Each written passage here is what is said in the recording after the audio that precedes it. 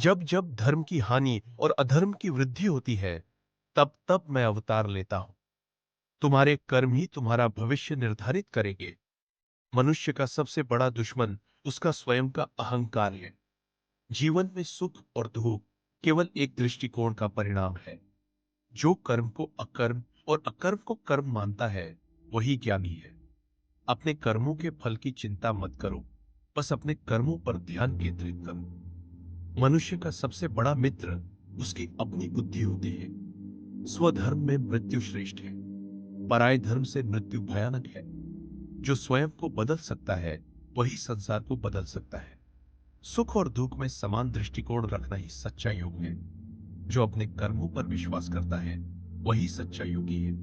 संतोष और स्नेह दोनों सबसे बड़े धन है। मनुष्य अपने आप को तभी पहचान सकता है जब वह स्वयं को समझे। सच्चा ज्ञान वही है जो आत्मा को जानने में मदद करे।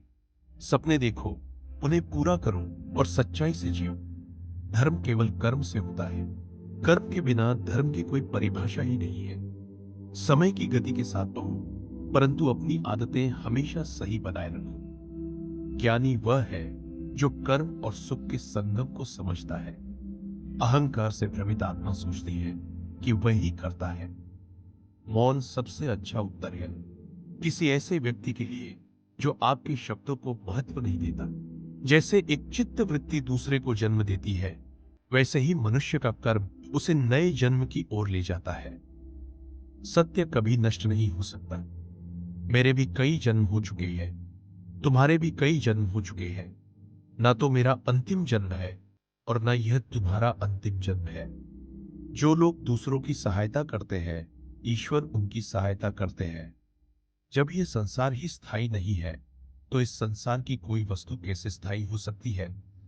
प्रेम सदा ही माफी मांगना पसंद करता है और अहंकार सदा ही माफी सुनना पसंद करता है। आत्मा शरीर को वैसे ही छोड़ देती है जैसे मनुष्य पुराने कपड़ों को उतारकर नए कपड़े धारण कर लेता है। सच्चा मित्र वही है जो कठिन समय में साथ दे, न कि सुख के समय में। समस्त सृष्टि में केवल एक ही सत्य है, वह है ब्रह्मा का साक्षात्कार। सभी प्रकार के दुखों से मुक्ति केवल आत्मज्ञान से संभव है।